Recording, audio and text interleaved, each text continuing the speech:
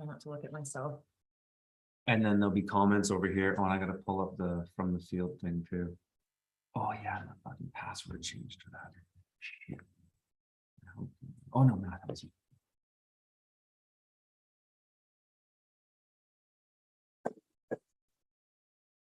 Okay, that's our YouTube. Hello, folks. We're live. I'm just gonna get some kind of things set up here while people trickle in. This is Katie, my wife. I'll be First time here.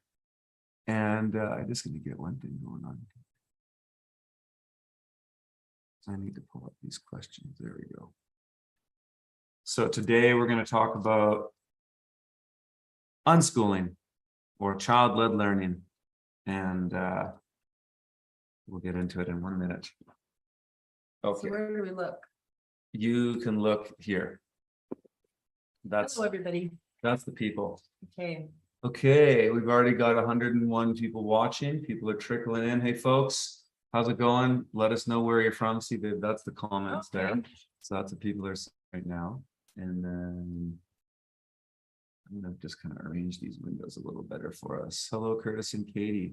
Yeah, we're gonna get into some gravy today, guys. A little different gravy than the gravy you might hear me get into with Owen Benjamin, but gravy nonetheless. It's kind of like a date in the middle of the day. It's a date because we have have a um, chance to talk without being interrupted. mhm, That's one of our challenges as a couple. with kids.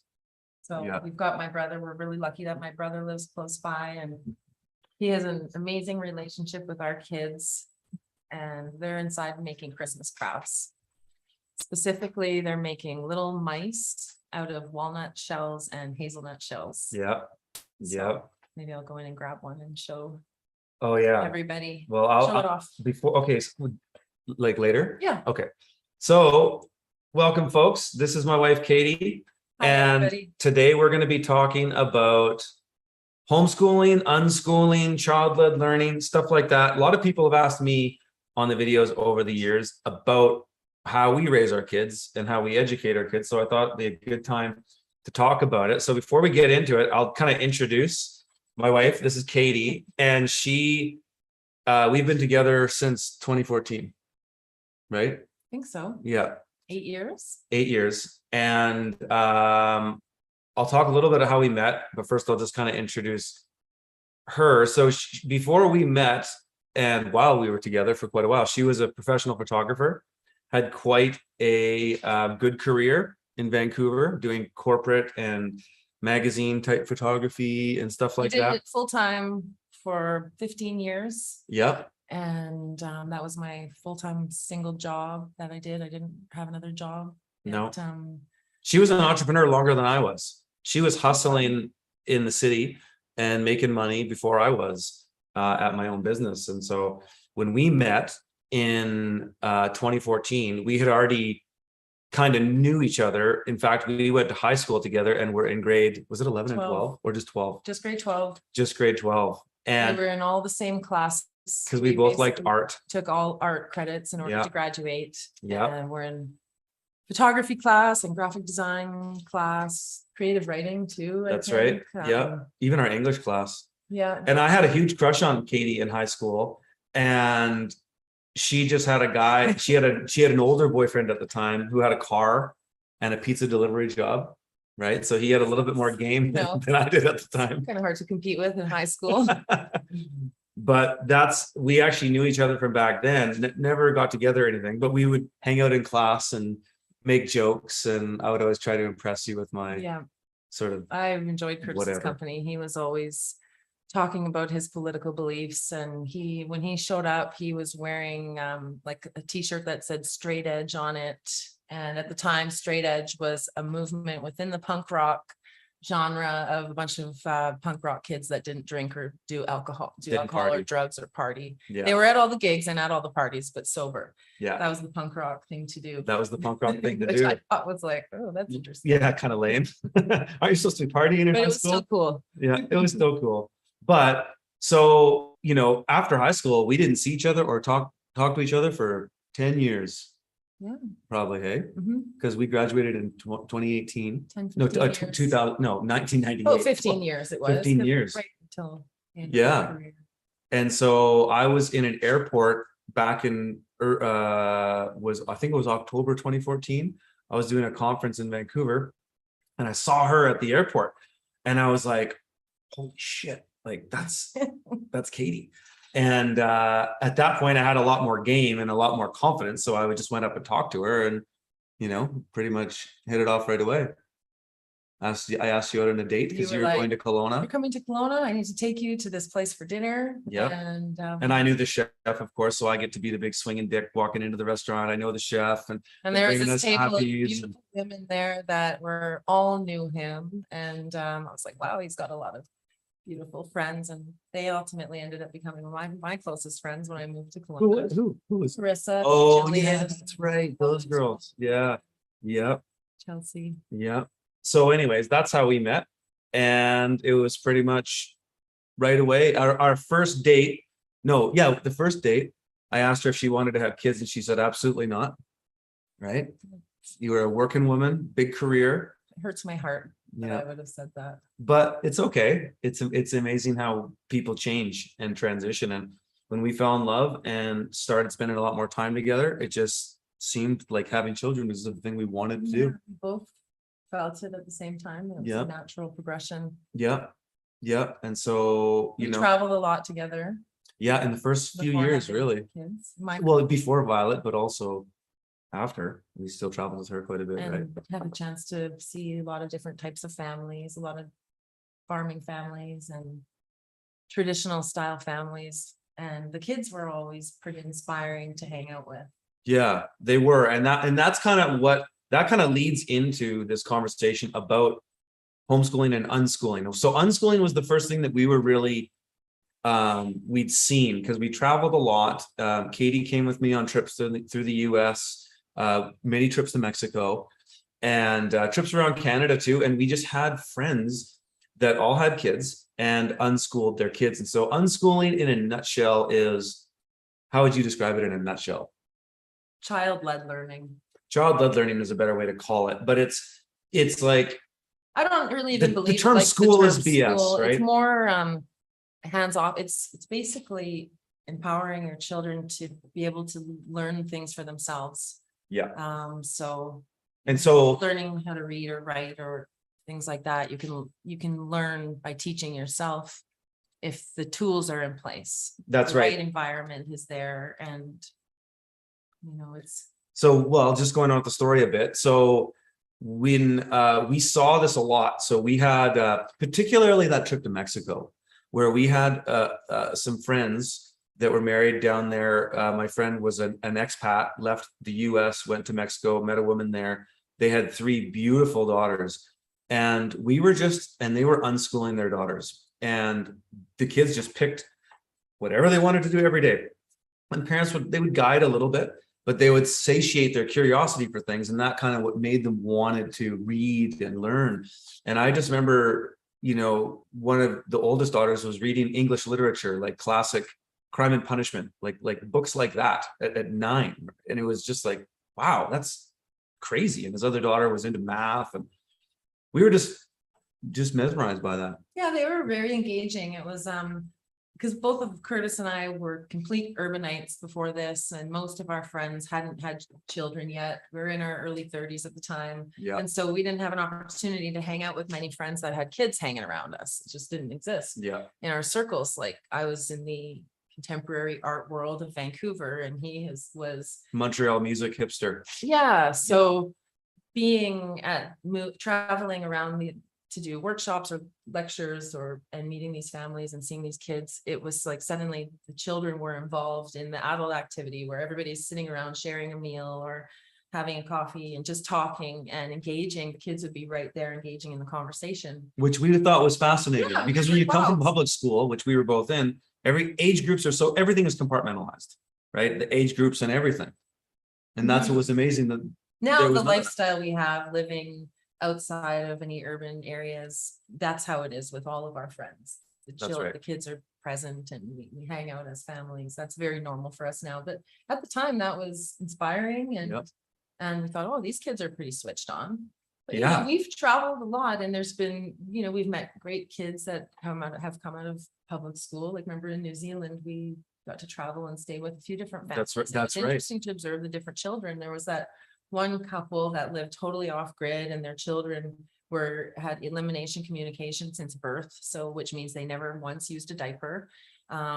They also had everything of food, all their food was fermented, and they had, you know, almost dirt floors in their house. Like, Yeah. it's very rustic Yeah, yeah. lifestyle, but the kids were so advanced, and the little one was doing robot making. They were so, yeah, it was It's amazing. extreme. And every family is so different. That's the beauty of it as well.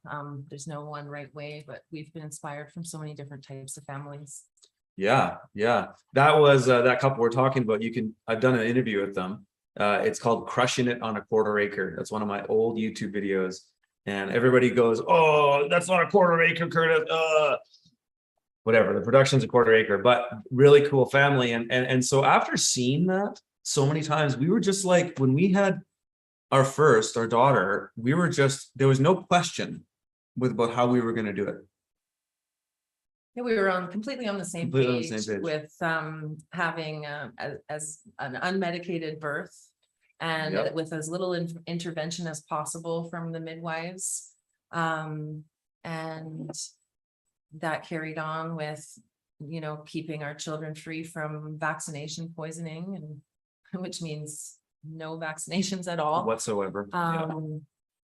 And just a side note, if you know, in situations where you may have vaccinated your children because you haven't known better, there are people out there that have protocols in place, natural healing protocols. Like Amanda Vollmer would be one doctor I would be researching all of her stuff to find the protocols on how to detox child vaccines. We were vaccinated as kids. Yep. That's a whole other. We were. That's a whole other topic. Somebody's like, not even polio. Look up the polio. You know, actually, this is one thing that'll get this. If we get into this, we don't need to get into the rabbit hole of vaccines so much, because it'll get our stream shut down, literally. Oh, okay. But so we won't go on that tangent too much, but you get where we're coming from. Somebody's like, not even polio, but go and check out the polio vaccine. The numbers of it actually, the vaccine itself kills more people than polio. But and that's a fact. So why don't we talk about, babe? Because I think, where are your notes? Remember you had some notes? Oh, yeah, I did make some notes. I think on there, one of the first things we were going to get into was why we don't like, we didn't do public why we school. don't, why didn't we do public school? I mean, it's especially now with all the crazy stuff going on, that's probably more obvious why not to do it than ever for people. But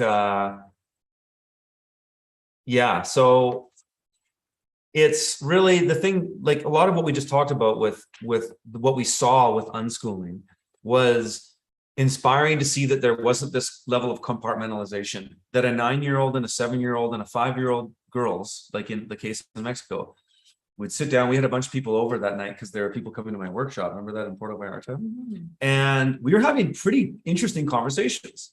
And these girls were right in there. And I just remember being so like, that is so cool. Because most other kids would be like, I want to hang out with the kids. Where are the toys? Let's go do that. Yeah. You know? And so unschooling is really no curriculum. It's learning through living.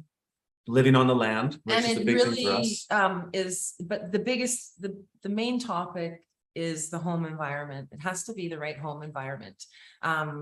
The only reason to put your child in public school is if the people in the school and the environment of the school is going to be better than their home environment. And as when we were kids, we were both raised by single moms, and at the time, you know, I don't think the home environment would have been necessarily better because moms had to work full time and they had to put us in school. So everybody's situation is different, but Curtis and I are both entrepreneurs. We really value the traditional stay-at-home mom. I mean, when we first got together, I still planned to work. And Oh yeah, she was like, yeah. Career. I wanted to keep traveling and shooting, and we did travel as a family for a few shoots. But my heart I wasn't as passionate about my working for these clients anymore. Yeah. My background as an artist, I was represented by galleries in Vancouver and have been practicing art for 20 years. And that has been something that I've definitely brought into my daily practice with the children. Which is huge because the kids, just to interject for a second, babe. The kids always have really cool projects to do and they're so engaged. Like right now, Katie's got everybody set up. Uncle's in there hanging out with them, they're doing projects, but they've always got a project. And her artistic background has been instrumental in that for us with the kids. Yeah, so, and it's fun, and I find it inspiring. It's fun to make crafts and to paint, to draw, to have a creative outlet. That's such an important part of nurturing the growth of the children. So the home environment is a big part of what we're kind of talking about right now before we get into what we do on a daily basis. But having a healthy home environment, which starts out with just really nourishing food. Yeah, this is like the foundation of the it all, right? foundation. And, removing all processed foods and toxins and sugar, white sugar, these are all things that are going to affect your children's mood Yes. and their personality. And it's going to be hard to be around them. But, if they start the day with really nourishing food, which for us is fats and protein. Yeah.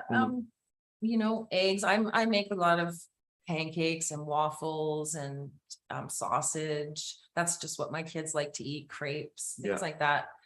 We don't do the fortified cereals. That has a lot of toxic additions to it, additives like iron and things like that, which is toxic. So food is really important. Just having nourishing, good, healthy whole food, clean meat, without hormones and antibiotics, like that, all that stuff. Anything with food coloring or dyes, you want to stay away from, because that's going to affect their mood, like almost cause and we see it when they get a treat every now and then. Yeah, it's I think we were in Mexico once and we let Violet have ice cream for the first time, and it was pandemonium. It was like she was on speed or something. Yeah. But so things like that, and it's easy to slowly make those changes over time. And then as well, removing toxins from the home, not just with the food, but with all of the things in the house, like plastic, soft plastics. They oxidize like phthalates, and it's very toxic to inhale the smell of plastics, like soft plastic bags. And I bought my kids Camelbacks once, thinking it was a good time, and then I learned, or thinking it was a good idea, and then I realized when I learned more about the soft plastics that's poisonous to drink from.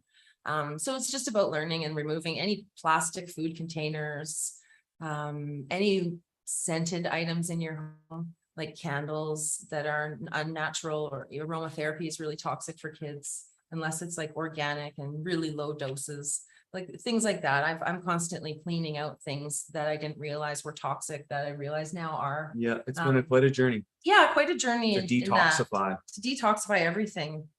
If they're in school, there's probably going to be a lot of hand sanitizers and even toxic elements in the cleaning products they use on the floors and the desks. Like they use vinegar to clean everything. Yep. And we use it to clear the sky too.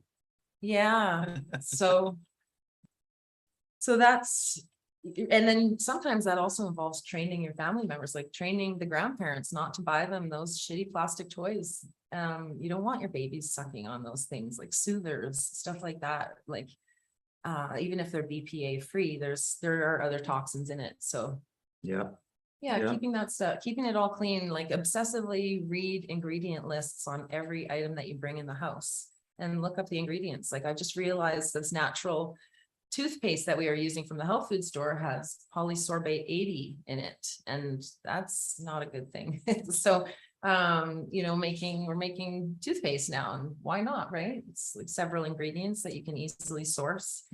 So, and that's a project you can do with the children. Like we make a lot of plant medicine, salves, oil extractions, herbal infusions, things like that. So creating a healthy home environment. And we were talking about how much, like our home living space, probably 5% of our living room area has kids' toys in it. So it's like important that stuff doesn't overwhelm the house. Because it can real quick. It can really quick. It goes and from 5 to 50.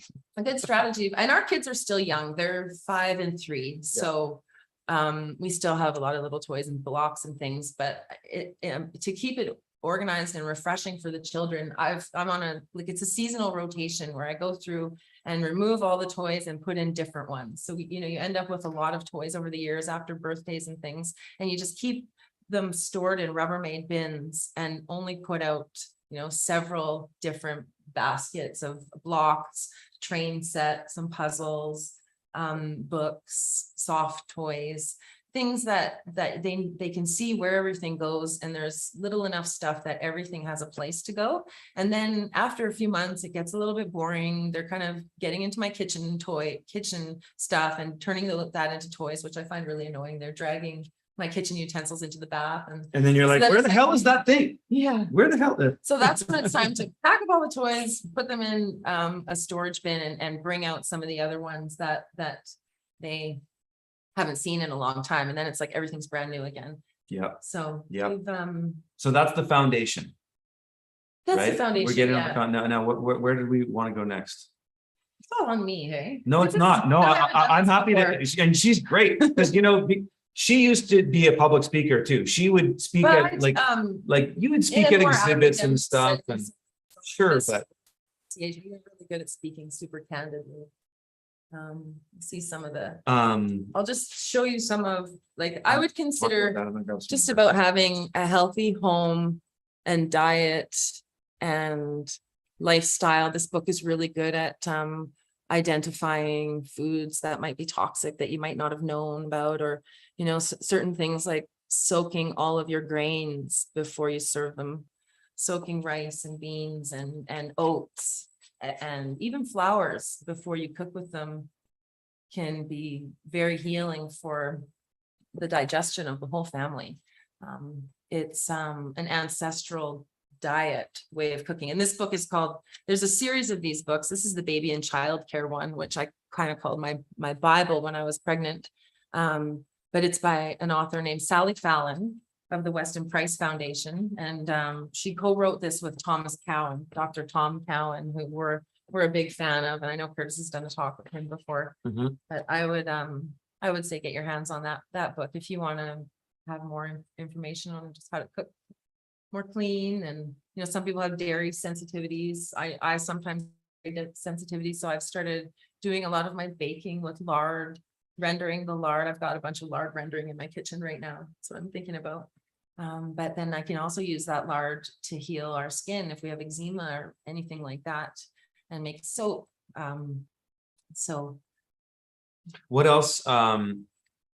If there's anything else in the foundation material, go ahead and speak to that. I think next, I think it'd be kind of cool to address some of the common things about unschool, sort of the misconceptions, things right, like the biggest things are how are my kids going to socialize? This is a classic one. How do you socialize? Can I speak to this? Sure. So this is what you all some more. Sure. This is the classic thing that there's a couple classic ones. So there's one is, well, how are they going to learn math and reading and writing, right? Oh, if somebody's not teaching them, how are they going to learn that? How are they going to learn all that stuff? That's like what people would consider the useful things that come from the school system. 90% of it's crap, but okay, those things have some utility. And then another one is, well, how do they socialize if they're not in a playpen with a bunch of other kids their age? So there's a very common misconception about how kids learn to socialize. And I would encourage anybody to check out the work of Gabor Mate and what's the co-author of that, of Hold On to Your Kids, Gordon Neufeld. These guys have both very famous psychologists. Is that what they are? Psychologists? Anyways, there's mountains of research and peer-reviewed data that shows that children learn to socialize from their parents.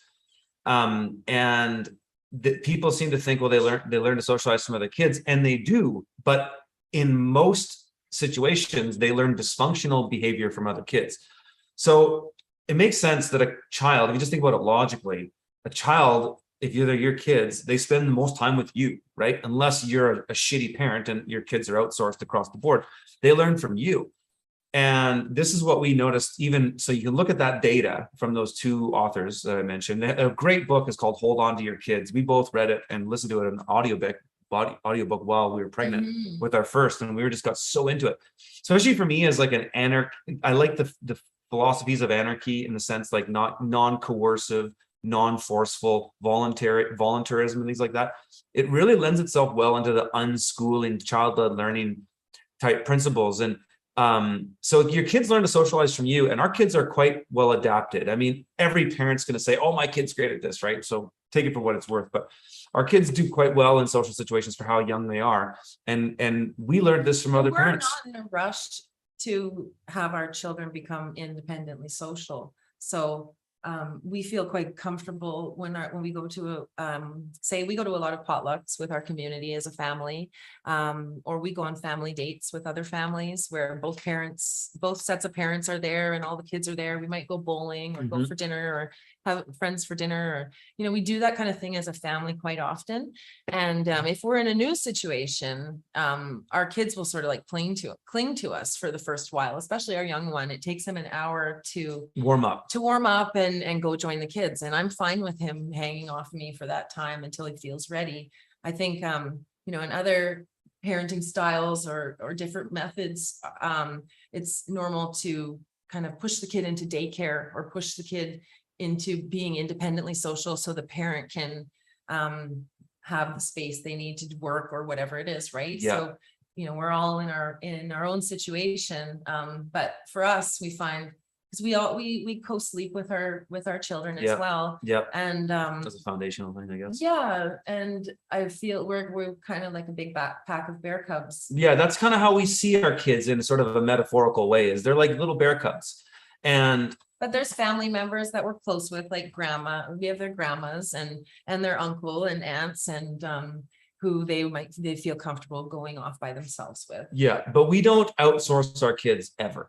We've never had our kids in any kind of institutional thing. We've never had a babysitter except family. Right? Uncle, grandmas, and it's never been overnight. We've never been away from our kids for the night. Never. Just me if I've traveled somewhere. This comes back to the Gabor-Mate attachment parenting style, where the more time you spend together with people that you love, the more comfortable you are with each other's behaviors, and the less stressful it is to go out into a social situation. If we go out for dinner as a family or go on an airplane, not that we've flown in a few years, but we're quite comfortable just going into new random situations together because we spend so much time together. And our kids really cling to us, and we never use strollers or anything like that. We're the family that we go lead. We did have a stroller. Well, but when we travel, we never carry. But with traveling, we always just carry our kids when we go around to places. So I think the closer you are and the more social you are together, the more natural socializing becomes. And that's what Gabor-Mate and Gordon Neufeld really demonstrate through peer-reviewed data in that book. Thousands of studies. That comes back to public school as well. It does. The problem with public school is that children become peer attached quite often. When we read that book, we were both analyzing our own childhoods and realizing when we were peer attached, which means, suddenly you want to please your peers. You're only interested in your peers' opinions and thoughts on things. Your family has really no merit in your morals anymore. And that's a dangerous place to be. Yes, especially with today's insane wokeness. Or their teachers become the people that they look up to, or it's a political ideology that they suddenly worship. That if that's not in place with the family, and it is possible to put your kids in school and stay attached. It is, of course it is. Yeah, we're not saying it isn't. And I would read Gabor-Mate's book. Hold on to your kids. And so I think that kind of, and I guess in summary with the socializing thing is that we found that the best way for our kids to learn how to socialize is for them to witness us in different types of social interactions. Like even when our kids witness conflict. Oh, we're lost or something, we're driving somewhere and we're lost, and mom and dad are trying to figure out where the hell we are. Or that time I wouldn't let you get gas because I wanted to get home, and we were running a really low hybrid charge in the middle of winter, but I was pregnant and I didn't want you to stop. Yeah. So conflict there. Yeah, it is. But when kids witness conflict and then see their parents get through it, they're learning through you. And so we found the best way to have our kids be socialized is not actually just throw them in a playpen or in a scenario with a bunch of other kids. It's to actually just have our kids watch us be social. So that's kind of the foundational principle behind that. And it's kind of on us to be social, like we're It not is. That's isolating exactly it. ourselves and becoming hermits up here Proactive. on the mountain. We're hosting potlucks, or we go to potlucks. We have a huge community, and there's people coming and going all the time. Like we have a really nice guy who does our plumbing. That's an old friend of Curtis's, and the kids can sit there and watch him and ask him questions while he's doing that. Or, if John's installing our shower, like he's an old friend. We just work with. We work a with lot of people we like. that We surround ourselves love with people we care love about, and trust. it's great for our kids when at home too, because Yeah. they can sort of learn how to be social from real situations. Exactly. And I don't like the term, like there is this pressure to socialize your kids. The word is always, how do you socialize? What about socializing? And like, what about that word? Like Yeah. having the social eyes of society watching your kids, like putting them in Smart Start or any of these programs. Like I found Anything smart is done. any programming. So it's easier just to not have the pressure or the fear of missing out. I remember when we were kids, daycare wasn't a common thing. It was, No. things have changed so much. It's become a normal thing. And I also think when you have siblings and they get separated because one goes off to daycare, usually when the other one is born, they're missing out on a huge social component of growing up by getting to know their siblings and learning how to fight with their siblings and That be we say to our friends at the kids end of the almost day. every day, deal with it, you Work it guys. out. Work it out. They fight and they make up and they're the best of friends. And they say play they love each together other. and- Like last Oh, night, that they was that melted I, my lo- heart. I love you, boo-boo. Yeah. I love you too, Tony. It's So awesome. so awesome. So that's the socialized element. The other thing that's a misconception when people say, oh, you're homeschooling, they'll say one is, well, how do they socialize? Right? We just addressed that.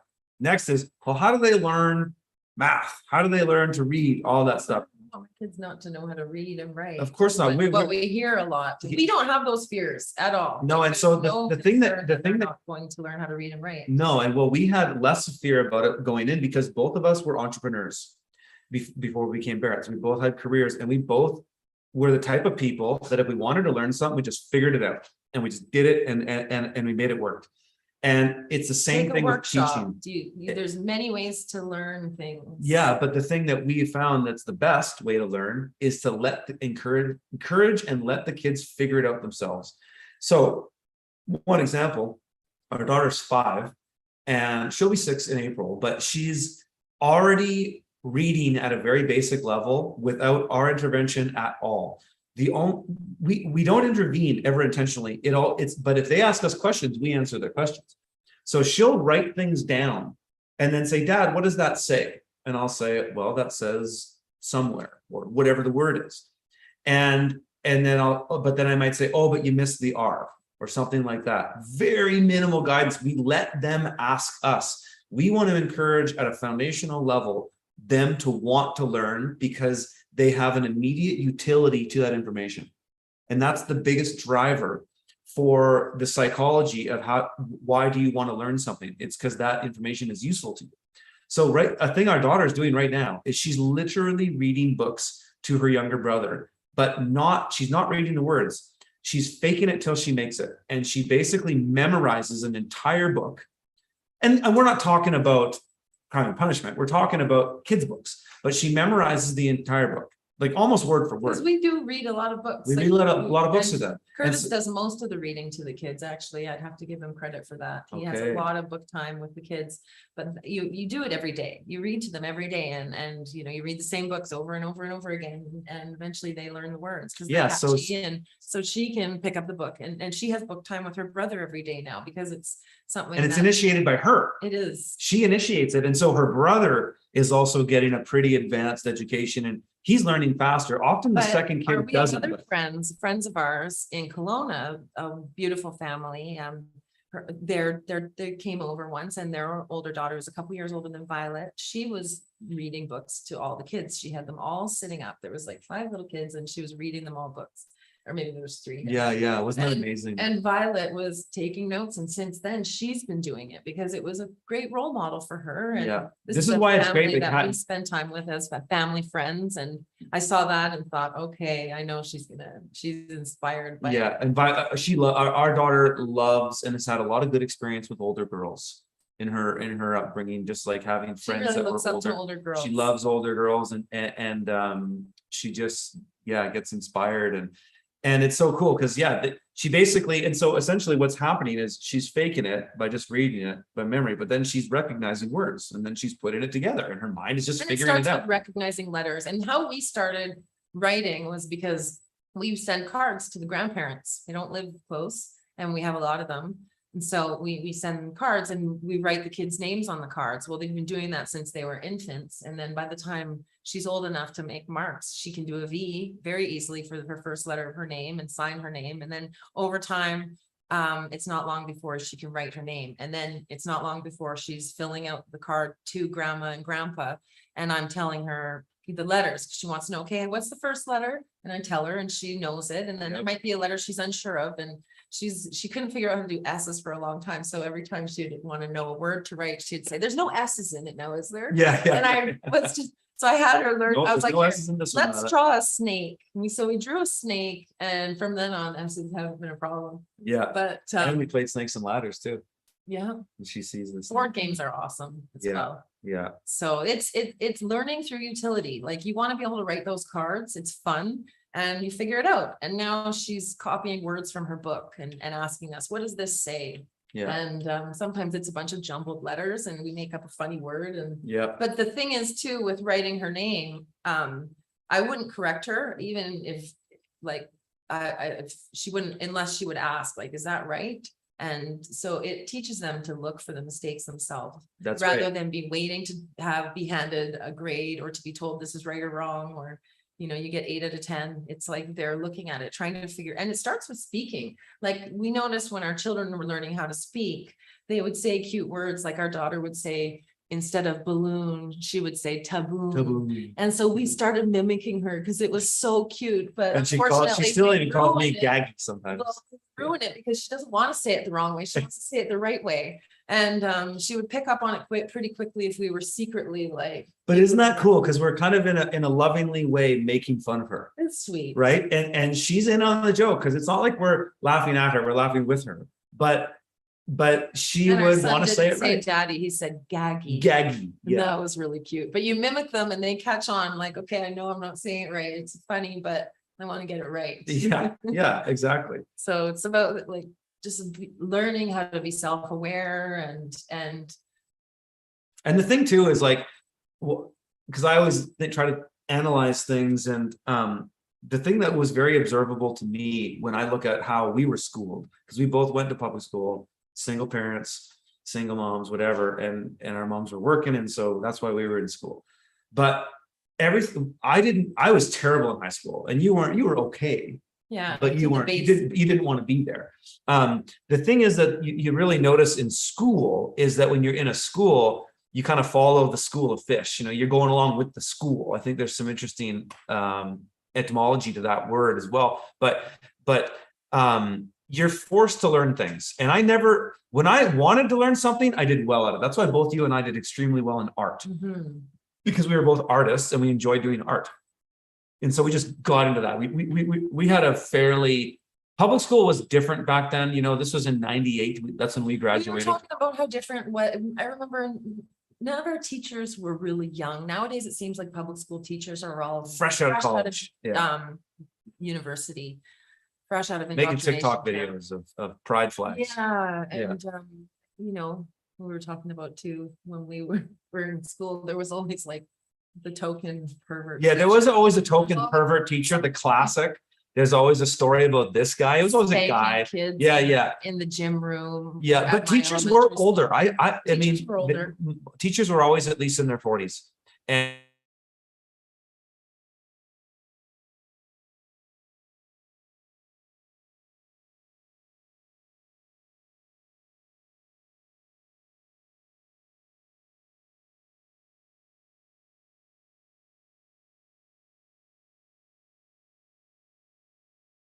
right? Whereas that's not how the natural world works. And that's not how people want to learn either. Because what I just didn't like to learn things that I was told I had to learn. And I didn't, but you know, this is where I correlate it to where Katie and I both came from, is that we were both career entrepreneurs and we both just faked it until we made it. We just did stuff. We figured things out. We just found, well, we learn better that way because then we're passionate about it and we really get into it. And so if we give that same opportunity to our kids, they'll do the same thing. And we already see that. I mean, our kids are still pretty young. So take all this for what it's worth. Our kids are 5 and 3, you know, but I see people in the chat here that say they've been homeschooling their kids since birth and their kids are now in their 20s. And I've never met in my life somebody who regretted being homeschooled or somebody that had a bad outcome from homeschooling. Never in my life. Yeah, I've only heard the opposite. Because I asked a lot of parents that homeschool or unschool if their kids ever wanted to go to school, because I know I would have probably wanted to go and check out school if I was being homeschooled. And it does happen often, and the parents let the kids go to school for the semester. Yeah. And usually the kids are hate it. they want to get back out of there so they can be productive again. Yeah. That's the biggest thing. It slows down their productivity. They can't get anything done. And it's uninspiring, I think, when you've been raised in a free range way, in control, being able to pursue your passions, rather than to be taught in such an unhealthy way. Yeah. And you know, if you ever want to kind of go down the rabbit hole about public school, check out a guy named Jonathan Taylor Gatto. And you might, if you search him on YouTube, you'll find stuff, but you'll find some really good interviews with Richard Grove from the Grand Theft World podcast. And I'm actually going to be on this podcast this Sunday night. If you guys are fans of Richard, I'm a huge fan of Richard Grove, just a great scholar, forensic, what does he call himself? A forensic historian. He really goes into history, but public school was created by the Rockefellers. And it was basically a system to just train people to be factory workers, essentially. And you can go down the rabbit hole of the Rockefellers' intervention into pharmaceuticals and agriculture and all these big industries that we now can see the racket in. It's all the same stuff. It's basically just turn and burn to get an outcome, to create obedient people. And obedient, dependent people that will pay you something for the rest of your life. I call it the Rockefeller payment plan, but it's in education, it's in pharmaceuticals, it's in agriculture. It's just create people to be dependent and push the button at the factory. And if that's what you want, that you'll get that outcome in public school. Not to say that you can have a good experience in public school. I'm not saying that. And on a spiritual level, like these beings have chosen us to be their guide. That's what we believe. And we don't want to hand over that experience to these educators in the public school system. I call it government indoctrination camp. Yeah. And we love spending time with our kids. Yeah, we're not the kind of parents that are just sitting there going, "Oh, we gotta get rid of these guys." Like we're lucky because my brother is so close with us, and he'll come and spend one day a week with our kids. But that's it. Not even a full day, like 4 hours. Yeah, like a few hours, right? Mhm. Or they can go hang out at his house for a few hours. But otherwise, we're together every day. Yeah, But and that's how our kids learn. They just watch us do stuff, But right? it does also makes it easier that we're at home. We both work from home. You know, Huge have a advantage. work from home lifestyle. Yeah. We've always worked from home. This is why farmers can crush it with this stuff. You know, and that's a big chunk of my audience is homesteaders and farmers. You know, farmsteading. You know, if I didn't have a career as the online personality, the urban farmer, off whatever, I would still be farming. And so we would be most likely farmsteading. So there'd be a commercial element to the operation, and then we'd be working from home. And that is really a fantastic way for kids to learn. I saw somebody in the comments say, Where are the kids now? yeah, they're with their uncle here. But Making crafts. making crafts. But you know what? Somebody was like, what do your kids learn? And that what don't our kids learn really is the better question, because they're with us holistically all the time. They learn everything we do. Like, for example, our son knows every tool in my toolkit. He's really interested in the machines. He and the loves tools. heavy equipment, machinery, motors, any guy stuff. You know, it's such a cliche, but that's it. Boys are boys, right? And he loves the tools. And I, I've got lots of pictures in the Telegram of some of the things we do. oh, yeah, you want to share? Yeah. Okay, great. Because what do they learn? Well, our 5-year-old is teaching herself how to write and read, and that's fun for her. She's passionate about it. When our little guy was, I think 2, we had our good friend who's an electrician up here, and he was talking to our son about the generator he was building. And so over the next few days, our son perfected how to say the word generator. And, you know, it was awesome to watch because he just took that on his own. They first started calling it a Jenny and laughing about that, a Jenny any, Jenny-ator, and then he got generator eventually. It's like that was out of utility for him. He wanted to talk the talk with the journeyman electrician that was hanging out here. And it's fun to watch. So my daughter, like, Want to show these right now? Or you want? Yeah, show the one with the days of the week that Violet did, that our daughter did.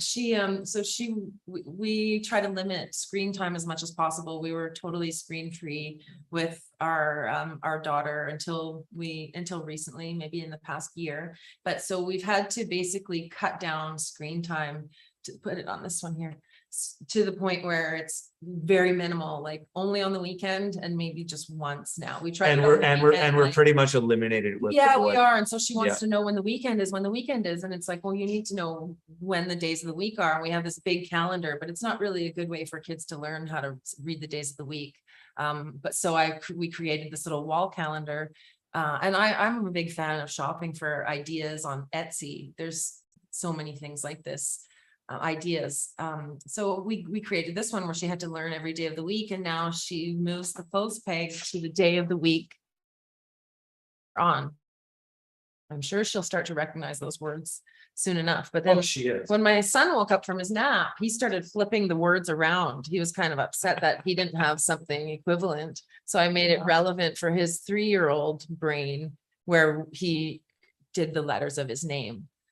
And now he's got one hanging on the wall. So he's got his own, so he's stoked. And they're proud to show grandma. And so what else here? And shopping for project ideas on Etsy.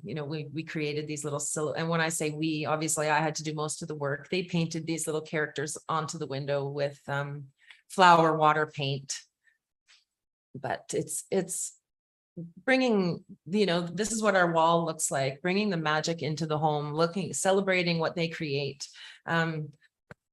See, that's our son down here. This evolution. All he draws are mini X's. That's all he draws is excavators. He draws excavators. And he calls it a mini X. Oh, and a mini X, Dad. He's been doing it for months. That's one of his drawings. And I'm there. Putting together a book on the his. evolution of it. It's literally been a square with a line. It starts square with a line and another square. This kind of stuff. And then it's evolving, and he's adding this one. This is my favorite one because it's like beautiful. I want to frame that one. He painted that. Yeah, he painted gorgeous colors. Yeah, it's like the most detailed, and it's the easiest for somebody to see it and go, oh yeah, that's an excavator. So yeah, really easy to string up a couple lines with clothes pegs on your wall and celebrate their work and have a gallery wall. And you just keep rotating that. And these are some canvases up here, some nature canvases. Obviously I did this one and my daughter did this one. But so the thing with this, for example, even is that Katie kind of did that final artwork, but the kids were involved, especially Violet, because she's the herbalist. She knows really all the flora and fauna, all the vegetables, everything. So her and Kate will go and harvest this stuff from our property.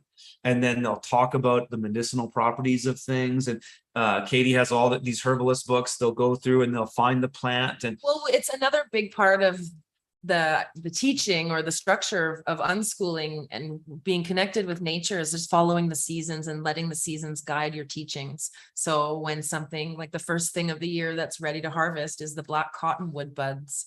The black cottonwood buds have this beautiful resin. You can grind them down and make oils and salves and butter out of it, and it's just wonderful for the skin. And so in February we'll be ready for the black cottonwood buds, and then from there, as spring unfolds, the plants will guide us in terms of what medicines we need or what plant medicine we want to make. Or a lot of times we just harvest dried flowers and things and save it to use for our crafts later on.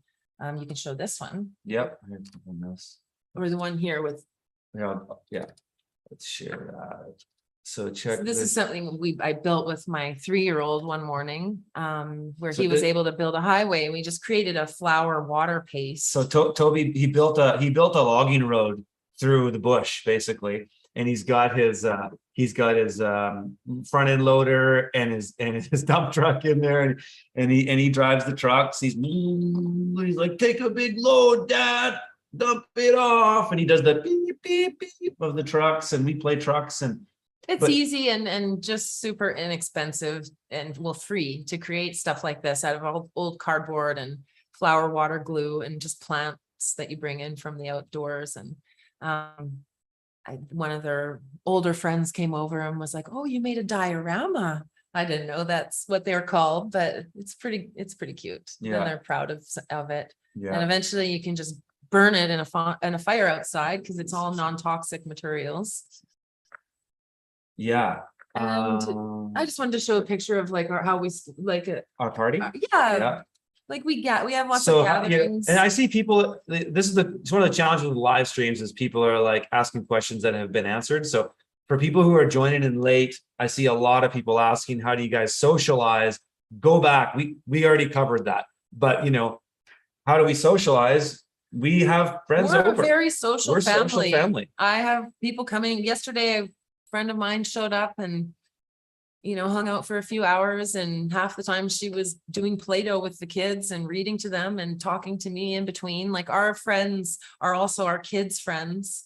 We bring in good quality people that we love and trust and have a great community. And the kids don't just have a kids table that they go to. They're all with intermingle. everybody. And they're talking I think to that's adults. how most homesteading farming families are. Yeah. You connected with your community because you work together, you There's trade and you there's share. purpose. There's There's utility purpose in to it. knowing people. And It's a different type of socializing than when we were in the city, where you go to a recreation facility and you do that kind of thing, which is a bit less personal. Well, and also even too, thinking about the modern family and sort of people who live in suburbs or whatever, this is one thing that's just so great about homesteading and why it lends itself so well to unschooling and doing all this is that You should come in the light more.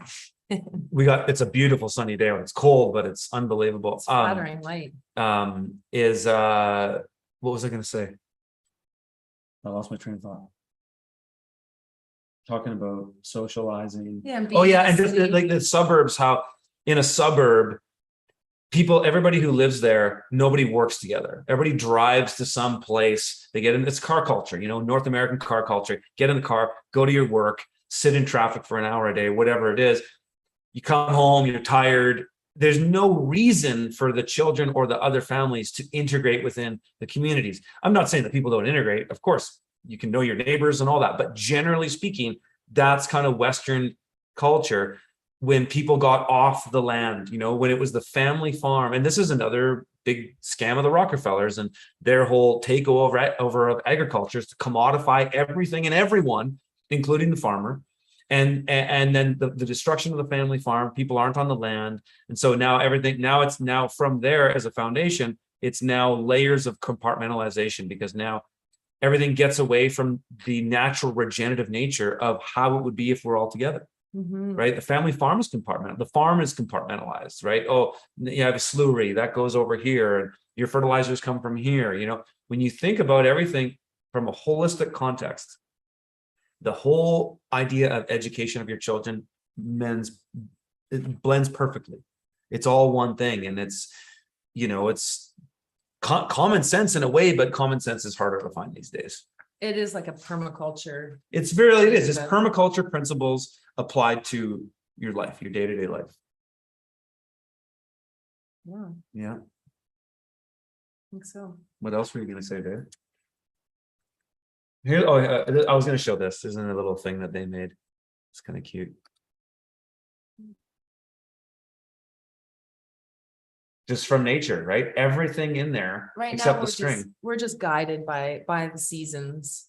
And I really, now that, our oldest is 5 and she really likes doing projects, right? I try to create projects and set goals and, very minimal, maybe once a week or once every couple of weeks, because we have a lot of things going on a regular basis. But definitely in the winter months, we do bring in a lot more art projects and things like that. But in the summer months, it's when we're canning and we're doing work on the homestead, they can always join in. Yeah. That's a big part of it as well. And if I'm drying herbs or flowers, she'll be drying her own little set and she kind of takes that on her own. Yep. And it's very much child-led. Like I don't think you can put too much of that's why curriculums are weird, because you can just adapt your daily projects and details to the child's interests and to what you're doing as a family. So everybody's contributing. There's nothing feels better than being a contributing member of a group. It's what everybody Like, naturally wants to do. Yeah. And the kids are always doing that with us. Like they want to be involved. So when I'm doing a building project, last thing I built was this winter chicken coop for us. I would get Toby in there. And I bought him a little tool belt for Christmas, and it's a real tool belt. It's just like a part of a tool belt that you can put on. He can put a couple tools in there. So he gets his tool belt. I give him a couple tools, and that's one thing I do. If I say I need to give Katie a break from Toby, and maybe Toby and Violet are fighting, I'll say, okay, hey buddy, do you want to come and do you want to try a new tool? Yeah, I want to see a new tool. Okay. And so we get him dressed up, we get his tool belt on. He comes out in the shop with me and he gets a couple tools, and he'll bring one of his toy tools too. Like I'll give him he's got a toy hammer. And so he can come and he can hit stuff. We also have a little real hammer. That's kind of one of those hammers you'll use to doing like drywall nails. If you're just hanging up art or something, he can have that. And I'll sometimes give him a piece of 2x4, just a piece of dunnage essentially with some nails. And I'll let him hammer the nails into the board. Yeah. And he'll work on that for an hour. I left him alone in the kitchen for a while and he was busy and very quiet. And when I came in, he had nails hammered into all over the kitchen floor. Just hammered into the plywood floor in the cabin where we live. But it was like, okay, Dad, you're gonna have to get something specific for him to hammer into. Yeah. Hey, this. What kind of questions do you have? Well, yeah, I'm seeing an interesting one that would be interesting to talk about, because you and I. Education is a lifetime process. Absolutely, it's learning through living. It is. That's why the curriculum, it just makes no sense. No, it's like, doesn't make any be sense. Self-governing, like learn how to choose how you're going to spend your day. Like, and because we're so on the same page philosophically, yeah, it's really easy for us to do that, because so many parents are not on the same page. And I would say, if you're going to do this, you got to be on the same page. It's a commitment. But I see one thing here: why parents don't teach children about sex. So here's a common thing, and there's such a taboo with sex education. It's this new thing, right? For us, we talk about everything in a very utilitarian type way. Well, it's like, even when we talk about the chickens mating, and I'm talking to Violet about how birthing. You have kids, and if you birth at home, they're going to learn that the baby comes out of the vagina and mom bleeds, and what that entails. And our kids totally understand sex already. Yeah, in the sense that they understand there's a penis, and they understand the penis puts the seed. This is how we kind of describe it. I described it to like how with flowers, how flowers seed and grow that way. And yeah, we just talk about it supernaturally. And another thing we don't do either is we don't lie to. They want to talk about that very often. They The don't. question They came don't up really. once, and it was like, oh, makes sense. On to the next thing. On to the next thing. And you Exactly. see the chickens mating, like when you're on a farm. I grew up on a farm as well, so it just makes sense to me. It's something you intuitively know because you see the animals. Yeah. Right. Another thing we it's do. like the same thing as knowing where your food grows and how it grows and where to get food when It's all right. connected, right? It's all holistic context. It all fits I love together. this quote: "To feed yourself is to free yourself." As when our children were just young, like they knew when to go to the garden and get the raspberries, or when a pea was ripe to eat, or where to get a carrot from. Like, and the I don't know, the pride you must feel as a human being, even a tiny little human being, to go and find food and feed yourself. It's amazing. Our kids can go in the garden, get moving out of the anything. house and being able to go grocery shopping when you're first in your own home. Like there's something you feel very proud of that. Or maybe a young kid when they're old enough to cook dinner for the family for the first time. Like it's a real joy, and it's soul nurturing to be able to feed yourself and feed your family. So It is. And that's a real foundational thing too. So Another thing that we don't do with our kids is we don't lie to our kids. And really, I mean, Sometimes it takes effort. so yeah, it does. And like, So, well, but here's one is Santa Claus or the Tooth Fairy or things like that. We just from the beginning, there's no such thing. and Curtis and I didn't put up a Christmas tree at Christmas. We didn't celebrate it. We Like, do now, though. We do, because We do our, now. our kids daughter like it. loves the magic of a Christmas tree and the decorations. And we harvest our own Christmas tree on our own land, which has a real, they're actually going to be harvesting one for their uncle today. And so that's part of a And there's thing. It's a compromise. learning That's the one experience, thing you know. we don't necessarily agree on. Like if I had it my way, I would say no to the Christmas tree. She would, And I she would would. And it's even create negotiation to when it goes up and when it goes down. If it were up to her, it would only come up the first week of Christmas. So that whatever the Monday is, and then it comes down on Boxing Day. And that's how we did it the first. Now it's more like December 18th through New Compromise Year's as Day kind of family. thing. That's it. And I love sharing it with her too. Like the winter is very special for the family because in a way we actually get to spend more time together.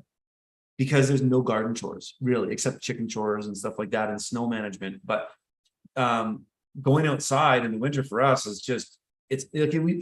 I should show you a drone shot of what our place looks like right now. It's just unbelievable. Over here with you. And the kids go out in the snow and we pull them in the sled and it's real classic family fun. We put on snowshoes or our skis and we ski on our property. Really try to embrace winter. We embrace winter, and we're as urbanites, winter never had utility for us. We just go to Mexico, right? When we were entrepreneurs. When we were entrepreneurs and could do that. But yeah, we don't bullshit our kids at all about Santa. And it's funny because it actually came up with that story. You don't have to say names. Well, it is going to come up because our daughter actually wants to find out of her friends, like, do you believe in Santa? And so, you know, I've had to, that can be, certain families aren't ready to have their children's not believe in Santa. Our daughter's red pilling her friends basically that's- and getting in trouble. There's no such thing as Santa. So Yeah. trying to be sensitive of, you know, it's true. Other families do things differently. Like this is the first year where we go around town and it's the beginning of September and every single person is asking me and my daughter, hey, are you excited for back to school? Have you got all your back to school supplies? Are you ready for back to school? And it's like, we don't do school. Like that's Yeah. not, no, we don't do it. And it's like, I'm comfortable with being the odd man out, with being the person that doesn't wear the mask and being confronted in society by not following the social norms. Yeah. And I think it's empowering for our children to feel It that is. I way mean, too. that is, You know, that it's like- is going to pay off in dividends. The last 2 years have actually been a blessing because our children have witnessed us stand our ground and we've get always in. been this. We've had people freak out with our kids there at us about masks. I try to avoid those. She situations. does, but it I has like to happened. Keep the high vibes when I'm out with my kids, but it's Yeah. you know, and it's. But it's how you turn. But the thing was what I was going to say But was I- you turn it around. You keep the vibration I high. do, like, if You don't somebody get was pulled into asking their me, trip or their negativity. Back to school, are you ready for back to school? I'm like, oh, no, we don't do school, but are you ready for back to school? And then they're like, yeah, we got all the things we need. And I'm like, cool. And she's like, what kind of things do you get? And I'm like, well, you know, paper, paint, go to nature, get some pine cones. We're working on walnut mice. Like, it's just, we're all different, and that's the beauty of it. And it's better to be curious of what other people are doing and ask questions rather than, you know, just try to impose our way of doing it on people. And that's one thing. It's, you know, we're trying to teach our kids as well, that you know, other people do things differently and it's okay. It works for them. Like, you know, if grandma chooses to do the medical route Take for her shots. ailments, that's what she feels comfortable with in her life. Whereas we resort to plant medicine. You know, we have that makes sense for our bodies and to us. I'm a lot more confident in what Mother Nature is providing me to keep my body healthy versus what the medical. And she keeps us establishment is. healthy. Like, I mean, the work of a mother is, it's like I couldn't do anything I do. You guys don't see Katie, right? Because she's not in the videos. I really but value our private life. and she does, but behind the scenes, it's the foundation of everything I do and everything our family does is mom. and mom's got it all behind the scenes. Like even, even when Katie and I were traveling a lot together, because even the first 3 years or 2.5 years of our daughter, I was still traveling a lot. This is before all the Rona bullshit, but I was still traveling a lot. We were going on road trips. We even did trips for Katie's photography too. But Katie would have everything packed, like the 24 hours before a trip. She's got it all packed. She's got my bags packed, my outfits packed, everything, the kids' stuff, everything is all organized, that when it's time to get up to go, whether we're flying or driving, we're up at 4:30 a.m. every day anyways, but it's all ready to go. And she's got her coffees made, and it's amazing. So I mean, a good mom is the foundation of the family. And it's why feminists don't want It's women really, to do this stuff. it's so good to be valued as well in that position. And the thing about having the kids at home is they start helping. They can learn how to cook breakfast and how to fold laundry and partake in all of those. Our boy's quite good at chores. folding laundry. He is. He right likes now. making squares. Because he's so, boys with spatial awareness, that's one thing that's so different between boys and girls, is boys, just generally speaking, have a natural inclination to spatial awareness. And there's also this thing too, where it's the mom and having, like Curtis was saying, getting all the packing and all this and that. With young children, there becomes a time where, in the beginning, you're doing everything for them, everything, because they're, as an infant, they can't do these things for themselves. And then there's a bit of a growing pain as they get older and they have to realize they've got to do things for themselves. Like our kids are learning right now that they can't just demand, Mom, I need water, get me this, get me that. It's like, well, you can get yourself up and walk yourself to the glass and to the sink. And sometimes we really got to, like it's come on, practice. go to get not it yourself. Be, Stop asking mom in the for mode everything, where you're right? just doing everything Which is- for them. which is, these are the challenges, And right? Dad partakes too. Curtis does the dishes every night, and that helps my day out so much, because then I can just kind of crash with the kids in the evening. And Which is what, And that helps we're bring a real seasonal balance family. to our family. Yeah, it does. Yeah. But we're a real seasonal family, and Katie and the kids are in bed these days. You guys are in bed by 7 at bed the really latest. early. Some nights a Up little really early. and up early. And it's fun, when we all co-sleep, right? So it's fun. There's been sort of an evolution to that. Remember, how all of our patterns have changed? That the whole, when Katie and I were together without kids, boom, we were both up at 5 a.m., right? Because we were hustlers, we're working, had things to do, we're up early.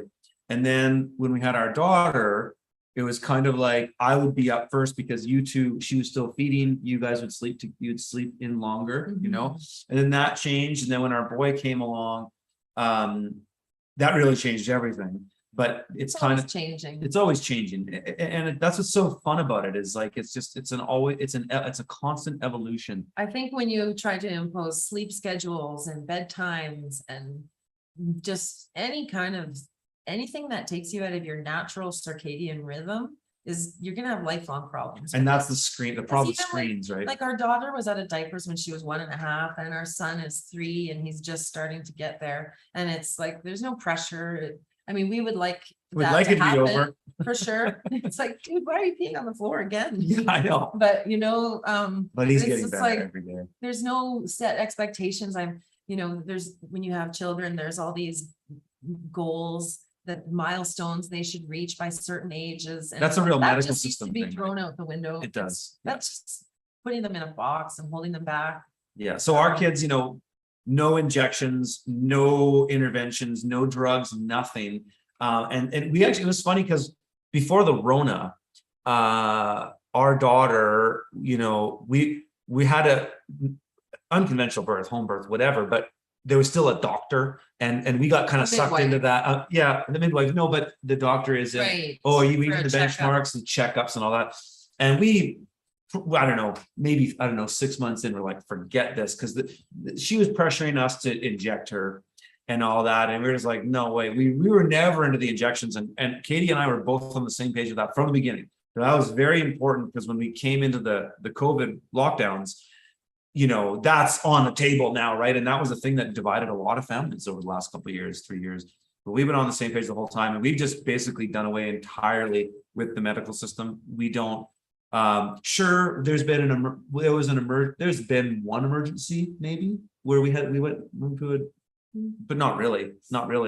Like losing limbs or anything, but we do it all. And Katie's such a good herbalist that she We're heals all of learning. us. We're a learning family, and you know, I'm learning. I've noticed a lot of the other moms that I'm friends with all use plant medicine. Their kids all know to go and find some plantain if somebody gets a bee sting.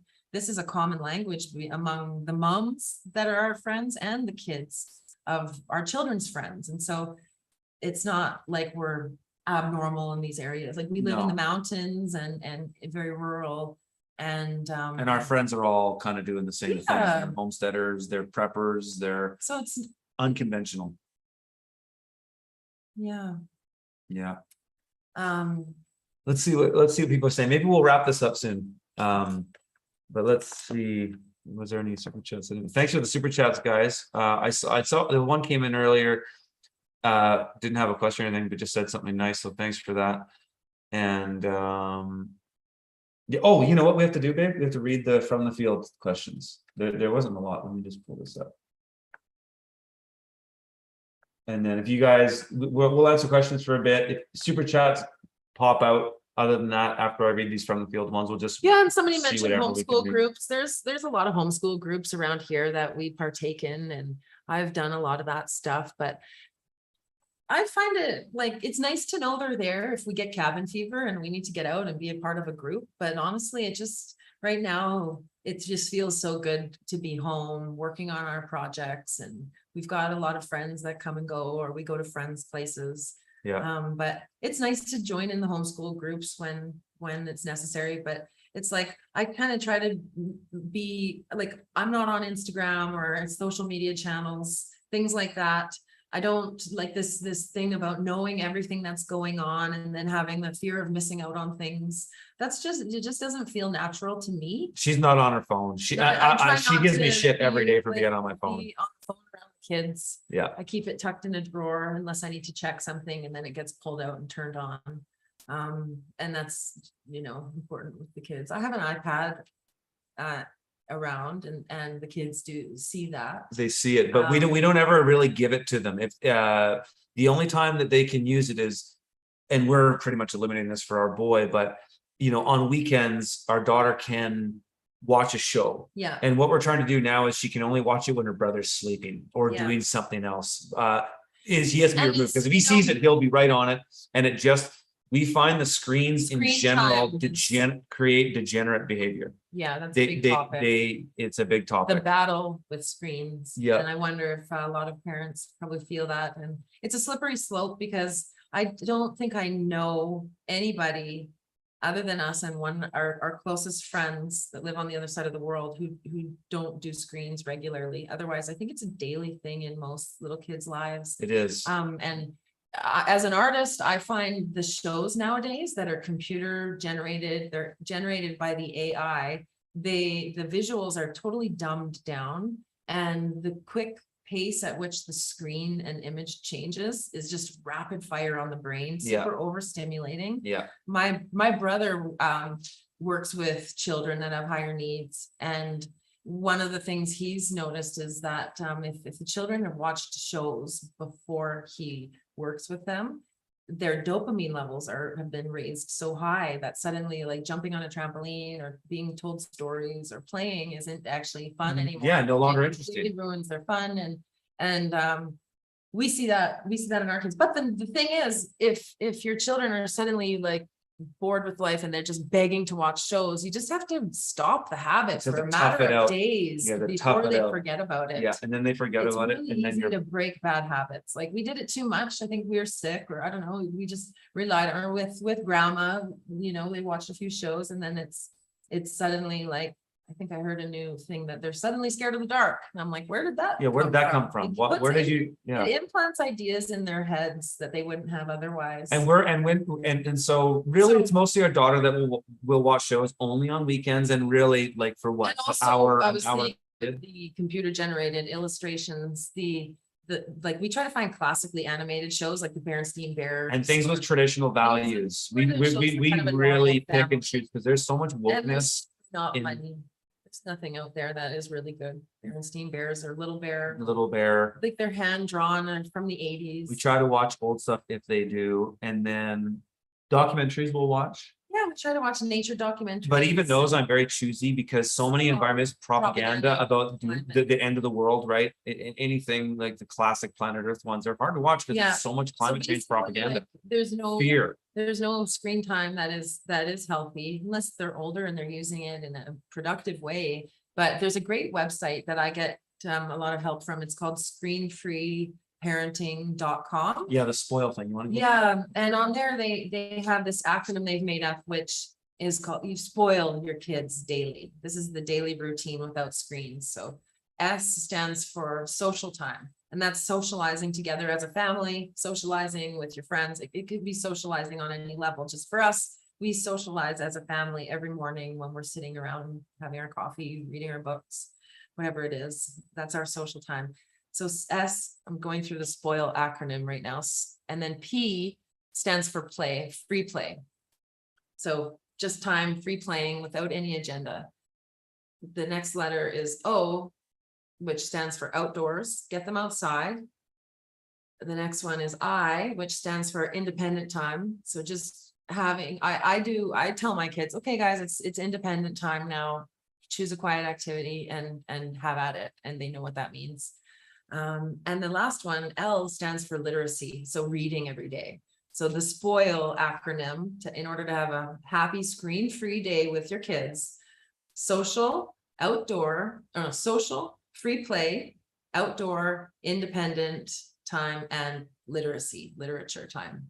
So I try to keep that in the back of my mind when, I feel like I just need to buy some time here and watch a show. That's, often if our kids do watch a show, I'm doing it. So I'm being a bit lazy. Like I have to take responsibility for that. So it's pretty easy to switch it around and give them an activity. And, kids have meltdowns and that's the other thing is I try not to stifle their emotions, like let them have their emotions, let them get it out. If they need to scream, if my 3-year-old hits me, it's like, here, buddy, like, here's a pillow, hit a pillow, go to the bedroom and Redirect. let's close the door and you can hit a pillow in there on your own like that. Just let it out, right? Or if my daughter needs to cry and wail and, it's like, here, just let it out. And it usually doesn't last long if you let it out rather than like, okay, stop kind of thing. I brought a few little bags of tricks, like with my children, they're 3 and 5. So if they're having kind of a meltdown and just need to remove them from whatever situation we're in, I'll give them like a bowl of crystals and maybe a deck of cards. Like we have these meditation cards for kids that have really beautiful illustrations on them. Our daughter teaches our son yoga, by the way. I'll give them a bowl of crystals and a deck of cards and say, go lay on the pile of pillows in the bed and have some quiet time. And usually they'll just be busy for 20 minutes, or maybe they'll fall asleep, or maybe they won't want to do it. And it's okay, enough to de-escalate or redirect. Change it up, redirect. Keeps it fresh. Yeah. Thanks for the super chat there, Dawn. She says, what you're doing is awesome. You clearly discuss issues as they arise. And that's one thing we do try to do. And we try to, like you say, always nip it in the bud. There's some little habit developing. Take care of it. Like I get it right away. Try to stop it right away. Friends like in the toddler to 5-year-old age, kids have meltdowns when they leave a friend's house. Like I think, and it's horrible. I did that one time. We have our best friends. It's like the only place my daughter would go without me, but she was there for a little while and then I came back to get her and she's screaming, no, I don't want to go. No, Mom, go away and all this. And I was like, oh, that felt awful. I was embarrassed. And we had to talk about it after. I think she was 3 or 4 at the time. And I said, you had fun there, right? And she said, well, yeah. And I said that when you did that, like that felt awful for me. And we just had a really, real conversation about it. And she got it. And that hasn't happened since. And our kids are apologizing now. Remember when Toby That's another thing I wrote in the book. It's like, if you fuck up, own up to it. Like if Yeah. you're wrong, like if you yell or get, your temper gets out of control, or and you're wrong about it, And you like know tell what? your kids, like, And hey, we look, do that in front I'm of them. sorry, They I learn it from us, because yelled. I'll fuck up Um, and I'll say, guys, I'm sorry. Yeah. And I'll apologize to the family. It feels so good for them that now they will do that as well. Oh, Mom, I'm sorry for when I hit you earlier. And Toby, Hearing our that boy from said to a her, Mom, I'm 3-year-old. sorry. I love you. It's like a 3-year-old. And I'm not into like the whole like Canadians apologizing for your existence. But Yeah, it's like exactly. when it's, it actually means something. Like when you hurt somebody, it feels bad. And it takes practice to go back and say, look, like when I said that was kind of shitty. I'm sorry, but it feels good for your heart when you do that. It does. And then it closes the book on it right away. I mean, we Yeah. try to encourage closure on things, like get it out, air your grievances, and then it's done, and then move on. So trying to just, not build up volatility with emotions or things that were unsaid or whatnot. It's super important for us. And we do that as a family. And again, going back to, how do our kids learn things? They learn from us. And so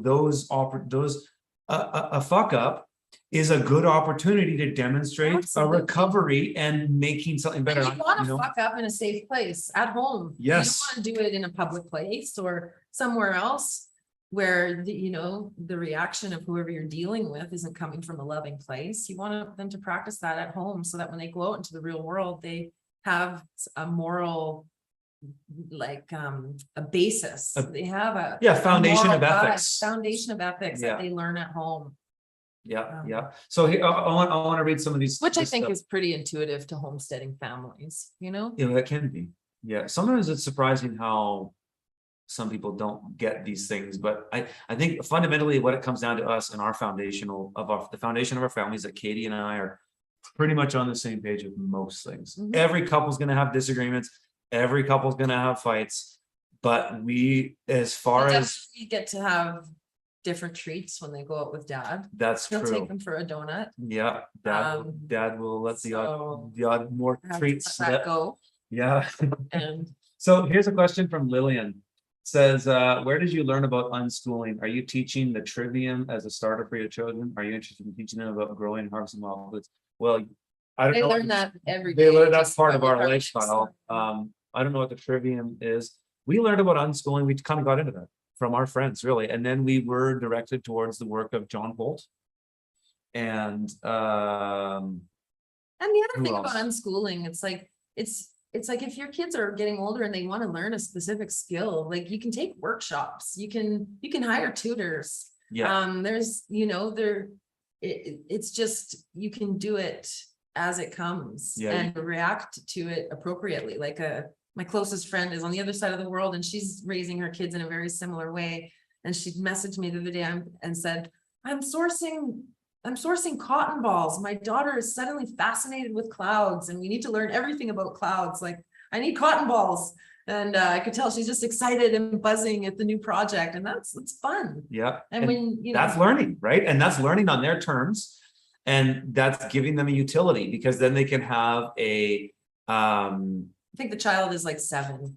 Right. Yeah, a little bit older than ours, but they have something that they can do and make and create. Mhm. And we're all about creation and creating, and we just encourage that in everything that our kids do. Our children create things every single day, right? Every day. Every single day they create things. So you went through the SPOIL thing? Yep, I went through the SPOIL acronym. So that's really important. So here's the thing from Sean says, hey Curtis, excited to hear about unschooling. We are sending our kids to Waldorf currently and love it. I wanted to talk about Waldorf. Let's do it. I asked you to look up my yard. Okay, so I looked at this. It might just not be the best time for this one, Sean. Send it to me in well, I looked at it and it looks great. It looks like it's all open, but maybe we'll save that for another live stream, just because we'll try to keep this one on topic with the unschooling. So what were you going to say about Waldorf? Oh, just Rudolf Steiner is huge for us in general. Yeah, I'd say I've been an active Rudolf Steiner student for the past few years, like listening to a lot of lectures and but Rudolf Steiner created the Waldorf program. And I found that I found the Waldorf programming is a really beautiful way to weave in the spirituality into the child and learning about the spirit of In a their really self. holistic way. Yeah. It just in a comes natural into way. everything we It do. flows really naturally into our world of bringing nature into everything and letting the seasons guide our lessons and our daily activities. Yeah. And one thing I love about Rudolf Steiner and Waldorf is they have so many beautiful poems and verses.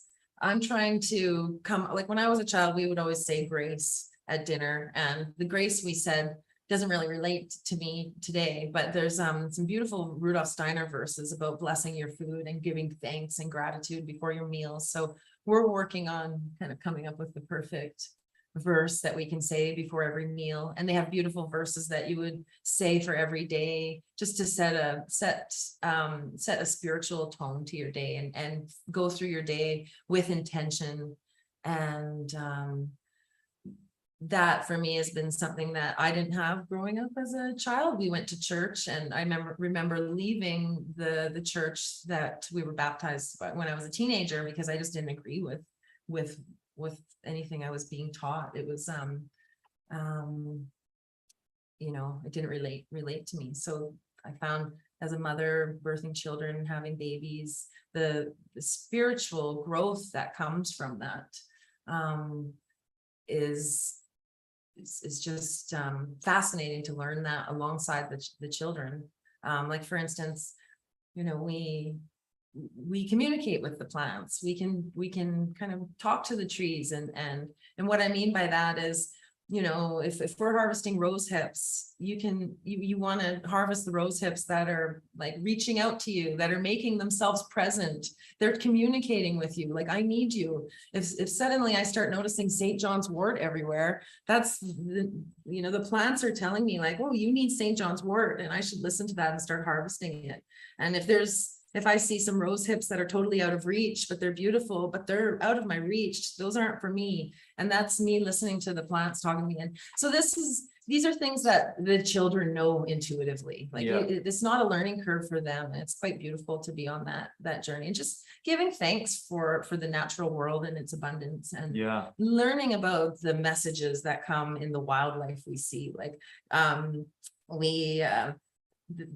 earlier this year, I had a robin nesting at our back door, back door. So every time we went out our back door, I was disrupting this little robin's nest with 3 eggs in it. And this was right before we were pregnant again, and we ended up losing the pregnancy. But the symbol of the robin being so prominent at our doorway was just a sign of fertility and abundance. And the whole experience was beautiful. We got to watch these baby birds be born and leave the nest, and things like that. Or my daughter having a praying mantis land on her shoulder.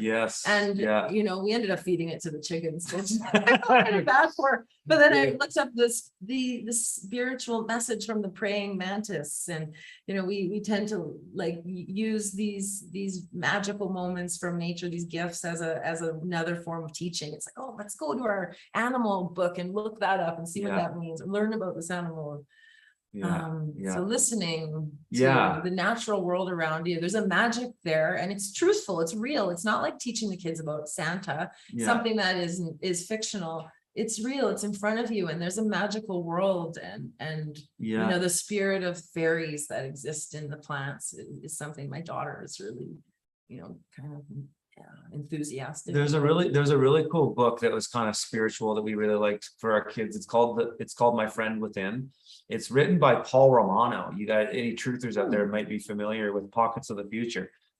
And I don't really watch a lot of Paul's videos anymore. I kind of get tired of the same old reporting on how retarded television is.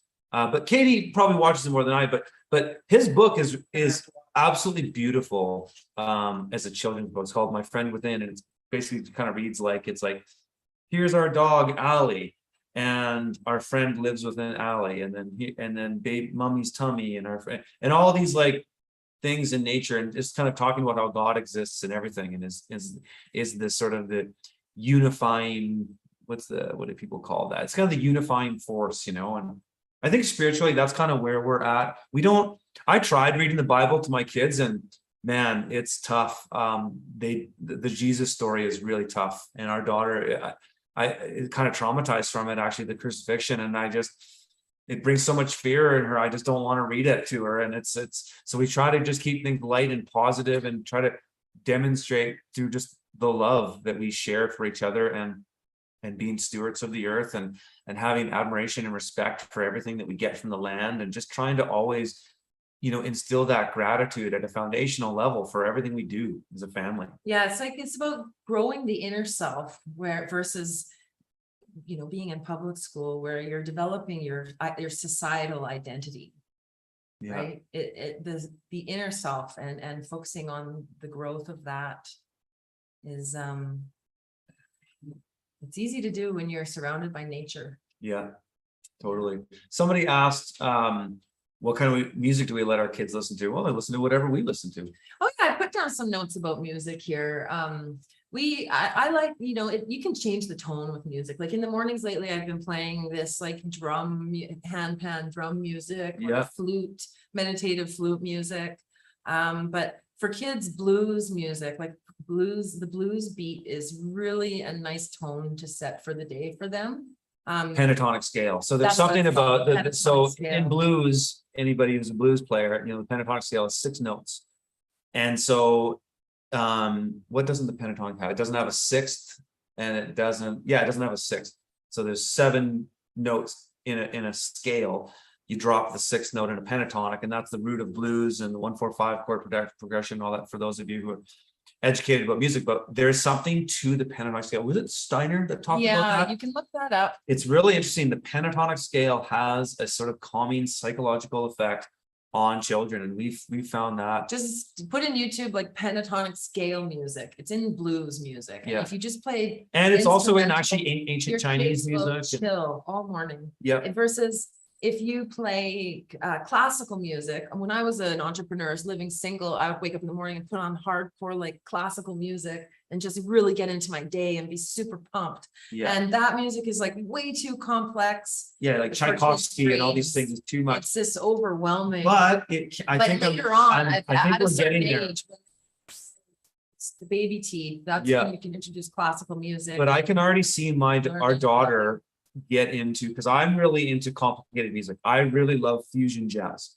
and I don't like discordant fusion jazz, but I like We play a complicated lot of music. 'Cause music in the winter. I play bass. That's my bass. I play musical instruments. I have a whole background in music, and I like complicated music. We don't listen to pop. The poppiest thing we don't listen to is Nora Jones, maybe Fleetwood Mac or some classic things like that. Yeah. But I can see my daughter, because we'll go into town. Sometimes I'll take the kids. They'll come into town with me to do errands, and I like to put on some of my favorite albums. And I am always discovering new music, especially lately.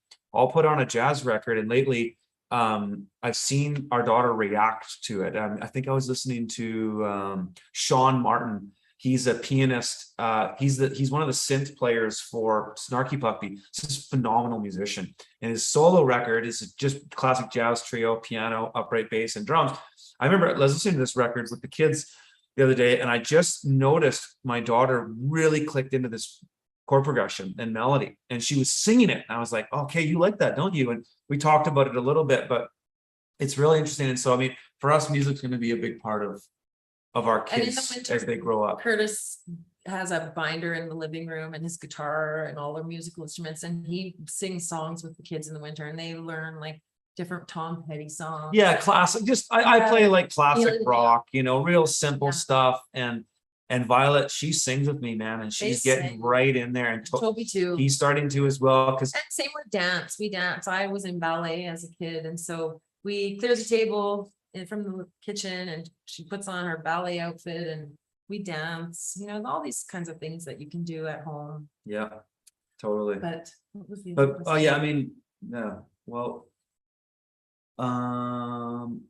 it was just on music really, but music, I mean, for us, there's so many studies that show how it affects the brain, and I can just see that in my own experience, and because I'm just so into music, Mhm. and I'm getting back into it now. I mean, I We play used to be a music all day. musician. Yeah, we do listen to music all day in the house. Yeah. And I do too, even when I'm working on a project, I'll put a record on, but I'm the kind of, Katie listens more to, she'll shuffle. I like to listen to a record. I like to listen to an album, and I get into an album. I get into an artist right now. We're both really into Corey Henry right now. Yeah. Or That's jazz smart. organist, also another snarky puppy guy, just phenomenal B3 traditional You organist. listen to more new music. I listen to the more classic stuff. I listen to. Yeah, you do. I'm more into discovering new music right now, but I mean, Which I enjoy too. well, because I I'm can still- just. You're full on music. I'm a music nerd, you know, I'm an audiophile, you know, so I get into an artist, and right now I'm just obsessed with Black Church, you know, gospel. This Corey Henry guy, there's all these videos of him on YouTube playing. And so that's actually a show that I will do with the kids every now and then. So because I'm a music geek, sometimes I'll sit down with the kids and we'll go on my laptop or the iPad and we'll watch some concerts. And so I was really into that latest Snarky Puppy record, where it's all recorded live, and there's like the 18-piece band or something. And so I was watching that with the kids, and Violet's already going, "Oh yeah, Dad, I know what that is." And you know, and I'm commenting on the rhythm section and saying, "Okay, these are the guys in the rhythm section, and then that's a tenor saxophone, that's a violin." And Violet will be, "Oh, that looks like a bit like your bass, Dad." Like, yeah, that's like a cello, a violin, a bass. And I'll talk about the ensemble and what's in there, and I'll even talk about progressions. I'm already starting to do it, and I'm with the kids, and I'm seeing this one video with Jacob Collier. He's a really kind of fantastic, incredibly talented young musician, and he has this video where he talks about chord progressions from a beginner to an advanced. And I was watching this with my daughter, as the chord progressions from the beginner to the advanced, and it starts with him talking about a major triad and explaining this to a little girl. She's like, "Oh yeah, I get it, I get harmony." And then he goes and he's talking to a teenager about dominant sevenths, and he's talking about a little bit of the beginning of chord progressions, and then he's sitting down with Herbie Hancock talking about advanced harmony. And that's, yeah, for me, I can't wait to get more into that with our kids, but I'm already starting to kind of plant the seed, because music is so interesting, and especially because we listen to quite a variety. You know, we listen to we don't listen to any schlock top 40, none of that. You don't let me put it on. No, and you don't really want to. I mean, the most top 40 thing we listen to is Fleetwood Mac or Nora Jones, but that's not bad top 40. I'm talking about the latest ridiculous, yeah, or just the lame Miley Cyrus, everything's auto-tuned, you know, garbage like that. We don't listen to any of that. It's a lot of what we listen to is simple acoustic music too. Yeah, Real music. You know, not a lot of electronic, though we do like electronic music. We both like Bonobo and artists like that, but yeah, mostly yeah, traditional kind of simple music too. So anyways, folks, we probably have to get back to our daily lives, and this has been a real slice. It looks like there's some feminists in here getting really ticked about something. Somebody mentioned Mark Lettieri. Absolutely, I'm just obsessed. I listened to both his recent records while I was plowing snow this morning. I could talk about music all day. It'd probably bore Katie. But yeah, I mean, thanks for joining us, folks. And yeah, I'm just kind of scrolling through, just seeing if anything pops out in the chats. A lot of people know about Rudolf Steiner, and Yeah. Reading the Rudolf Steiner books. I recently got into this book, The Roots of Education. And it's been super inspiring for me to read just about the different personality types in learning and how to nurture that. And I'm just interested in it. And, you know, I think pursuing your passions when you have kids, if you're doing things that you're passionate about, it's contagious. You know what's so cool about, and I gotta give gratitude to Kate here, is that she, most women, to society doesn't want you to be a mom. Okay, like this is kind of the feminism piece, and the thing is that's so cool about Kate, because when we first met, I said, you know, I asked her on the first date, "Do you want to have kids?" There's no way, I'm going back to my career. The thing that's so cool about what Katie was able to do, going from a working entrepreneur woman, empowered, you know, doing her thing, she's the boss, to being a mom, is she took that same mindset and applied it to being a mom. So she crushes being a mom. She gets into stuff. She's doing all this homework all the time. And for us as a traditional family, wouldn't you agree that that's allowed you to do that? Absolutely. If she was working a job, she wouldn't have the time to go and figure out all this stuff, because this is really 90% of what we talked about today, guys, is Kate. And our traditional family has allowed her to do that. And you know, there was a point in both of our careers when you were just like, you know what, Curtis, you just go make the money. You're better at doing it. But I wouldn't be able to make the money in the way I have without her. So there's something that's so empowering about the family. And when the mom and the dad are in sync and we're crushing it together, it's not about me making money. It's about us as a family. And I always say that, I even correct myself sometimes, because I'll get excited about some benchmark in our company or something like that. And I always really just try to iterate that this is us. This is we. This is us doing this together. And as a family, we're all part of that. And the kids are part of it too. Yeah. Yeah. Thank you. Yeah. Okay, guys. Well, It's been fun. yeah, we're going to leave it there and get back to our lives. And hope that was helpful for you folks. And smash the like if you guys like the video, share it with your friends.